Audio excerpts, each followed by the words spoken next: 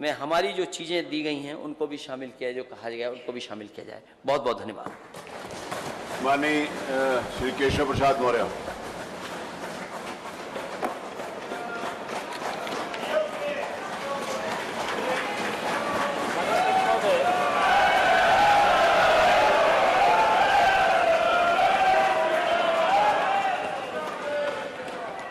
माननीय अध्यक्ष महोदय, महामहिम राज्यपाल महोदय जी के द्वारा जो अभिभाषण सदन के सामने रखा गया, जिसके समर्थन में डॉक्टर मंजू सुहास जी ने प्रस्ताव रखा, उनके समर्थन में मैं बोलने के लिए खड़ा हुआ। अभी मैं बड़े ध्यान से नेता प्रतिपक्ष पूर्व मुख्यमंत्री समाजवादी पार्टी के राष्ट्रीय अध्यक्ष जी की बातें सुन रहा था। मुझे लगता है कि पूरा उत्तर देंगे तो बहुत देर तक आपको सुनना पड़ेगा, लेकिन कुछ बातें मैं शुरू में जरूर कहना चाहूँगा। निश्चित तौर से नेता सदन को इस बात का बहुत दर्द होगा।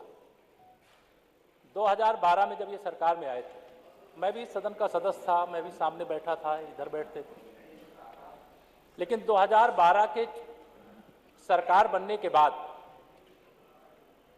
जब 2014 का लोकसभा चुनाव होता है, उस समय अपने काम के बल पर दावा किया गया था कि उत्तर प्रदेश के अंदर भारतीय जनता पार्टी का सुपड़ा साफ करेंगे और समाजवादी पार्टी प्रदेश के साथ देश में भी सरकार बनाएगी।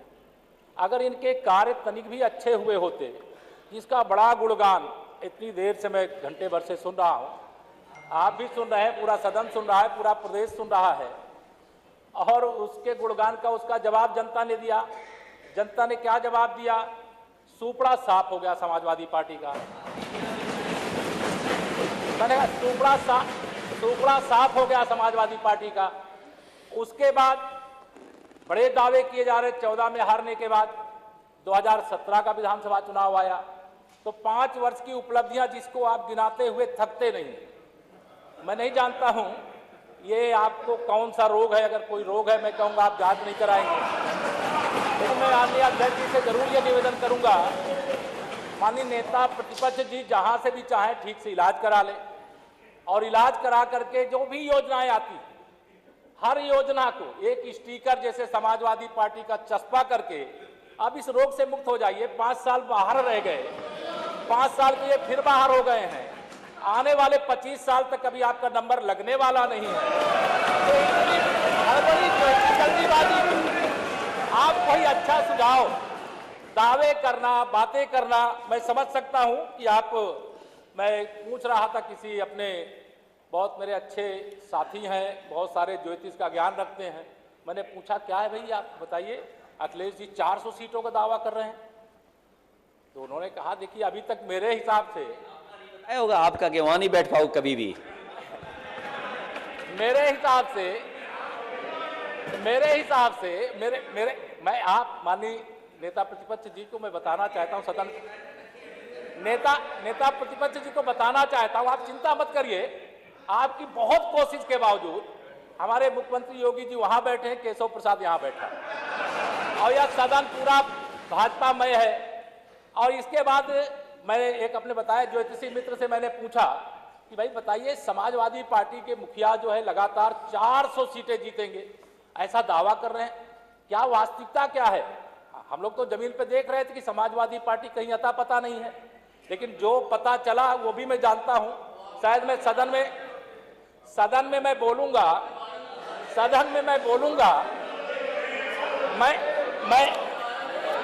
सदन में बोलूंगा। अरे इतना मत शांत देखिए, शांत सुनिए। अभी हम लोग नेता प्रतिपक्ष को बड़ा अभी सब थोड़ा आप ध्यान से सुना, नेता प्रतिपक्ष को आप सब लोग शांत हैं, थोड़ा आप भी सुन लेंगे तो अच्छा रहेगा। चुनाव शांत रहिए। 400 सीटों का दावा कर रहे थे, अब 400 सीटों का दावा करते करते 111 में सिमट गए। अब अभी आरोप लगा रहे थे कि भारतीय जनता पार्टी यानी सरकार केवल जातियों और धर्मों में नहीं बल्कि विपक्ष में भी भेद डालती है। अब ये मत कहना कि अगर आपके यहाँ कोई फूट पड़ जाए, कोई अलग हो जाए, तो हमारे ऊपर आप आरोप लगाए कि हमने ऐसा कर दिया है। हमको ये करने की आवश्यकता नहीं है। आप अपना परिवार, अपनी पार्टी को आप अपने वहां के अभी आप संभालिए, मैं कह रहा हूं ना संभालिए, बहुत सारे लोग मेरे संपर्क में आ चुके हैं, मेरे बहुत सारे संपर्क में आ चुके हैं, उधर कुछ खाली ना हो जाए इसकी चिंता करिएगा। इसलिए मैं आपके सामने माननीय अध्यक्ष जी आपके माध्यम से यहां कहना चाहता हूं, इस बार का विधानसभा चुनाव बड़ा रोचक था। मैं वास्तव में आश्चर्य करता था कि अगर एक बार का दावा 2014 का जो आपने किया था, मैं सुनता था उसको, मैं इसी सदन में बैठा था और संयोग से उस समय मुझे उस राजनीति में पहली बार मैं विधानसभा में आया था और उस समय आया था जब समाजवादी पार्टी की लहर थी, उस सीट से आया था जिसके आपको बड़े गुणगान दिखाई दे रहे हैं, उसकी मैं जानता हूं क्या स्थिति है। लेकिन आप भरोसा रखिए, आपको 25 साल तक केशव प्रसाद सत्ता में आने नहीं देगा, आप इसका भरोसा रखिए। आप विपक्ष, आप श्री अखिलेश जी हमारे बड़े अच्छे, आपको मैं पसंद करता हूं, लेकिन अध्यक्ष महोदय हम आ पाए ना आ पाए, ये हमारे माननीय सदस्य लोक भवन में कब बैठ पाएंगे? कि लोक भवन में तो कमल खिल चुका है और वो कमल खिला रहेगा। और देखिए माननीय अध्यक्ष जी, साइकिल पंचर हो गई है तो अब पंचर का ठीक कराने की जो आपकी साइकिल है उसको शायद उत्तर प्रदेश जनता ठीक करेगी नहीं, इसलिए मैं लोक भवन में कब बैठूंगा? लोक भवन में हम लोग, ये पीडब्ल्यूडी मिनिस्टर रहे, ये भूल गए, इनके जिले की मुख्यालय की सड़क किसने बनाई? आपने बनाई? बताइए बताइए। फोर लेन किसने बनाई बताइए माननीय सदस्य? अध्यक्ष जी मैं, आप कृपया करके आपस में डिबेट नहीं करें, आपस में डिबेट नहीं करें। कृपया करके नेता प्रतिपक्ष पूर्व मुख्यमंत्री जी को ये बता दीजिए, ये 5 साल सत्ता में नहीं रहे, आगे 5 साल के लिए फिर विदा हो चुके हैं। 2027 में चुनाव आएगा, मैं तो यह मानता हूं कि फिर कमल खिलेगा, फिर आपका अभी कोई भविष्य इस समय नहीं है, लेकिन सड़क किसने बनाई है, एक्सप्रेस किसने बनाया है, मेट्रो किसने बनाई है? जैसे लगता है आपने सैफई की जमीन बेच करके ये सब बनवा दिया है। तुम अपने तुम अपने पिताजी से पैसा लाते हो या बनाने के लिए? तुमने राशन बांटा है तो पिताजी ने क्या बात है? कोई बात है क्या?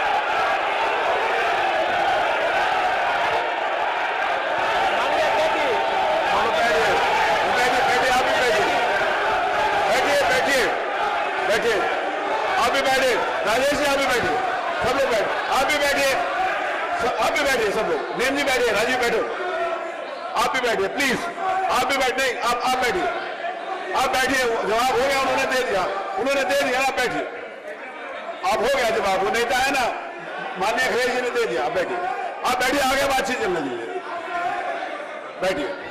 नहीं, कड़वी बात अगर कही है तो कड़वी बात सुनिए भी ना, दोनों बात, आपने भी कड़वी बात कही, उन्होंने सुनी, उन्होंने कड़वी बात की, आप सुनिए, बैठिए, बैठिए मनीष जी, मनीष सिन्हा जी बैठिए, आप भी बैठे, सब लोग बैठे, आप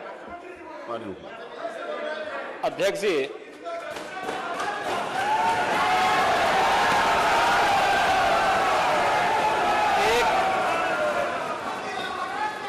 एक घंटे से अधिक एक अच्छा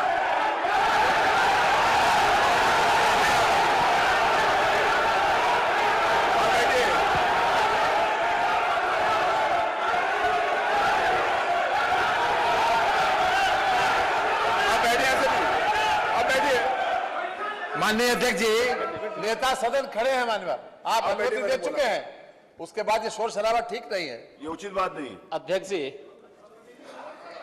1 घंटे से अधिक पूरा सदन माननीय नेता प्रतिपक्ष को सुनता रहा, बड़ी शालीनता के साथ उन्होंने अपनी बात कही, विपक्ष के नेता का जो दायित्व था उन्होंने अपने कर्तव्यों का निर्वहन किया, हम लोगों ने सुना। इस सदन में और सरकार के उप मुख्यमंत्री अपनी बात को रख रहे हैं, बीच में रनिंग कमेंट्री का मतलब क्या है?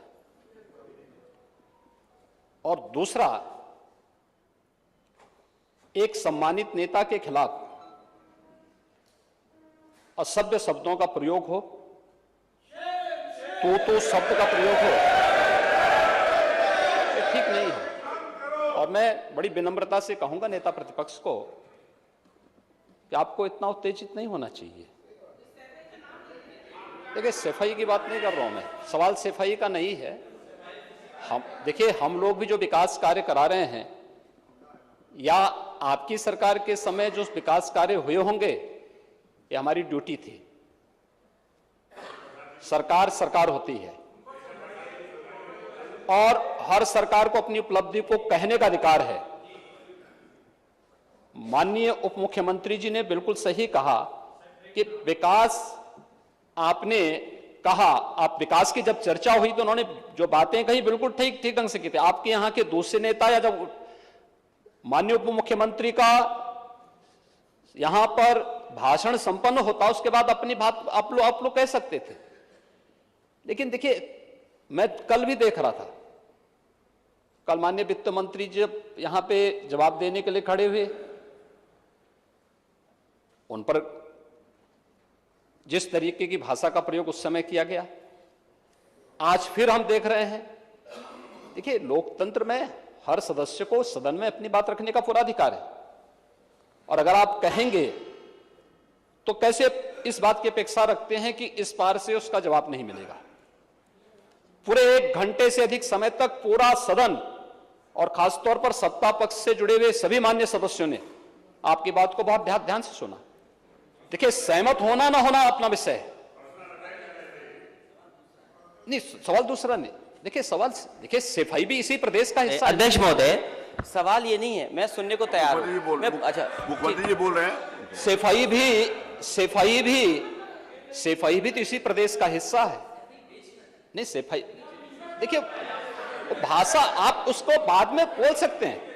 देखिए, हमारी सहमति असहमति हो सकती है, देखिए, हमारी असहमति असहमति हो सकती है किसी बात पर, हम बाद में इस बात को करेक्शन करा सकते हैं, लेकिन तो मैं शब्द का प्रयोग नहीं किया जाना चाहिए और किसी भी असभ्य भाषा का प्रयोग नहीं होना चाहिए।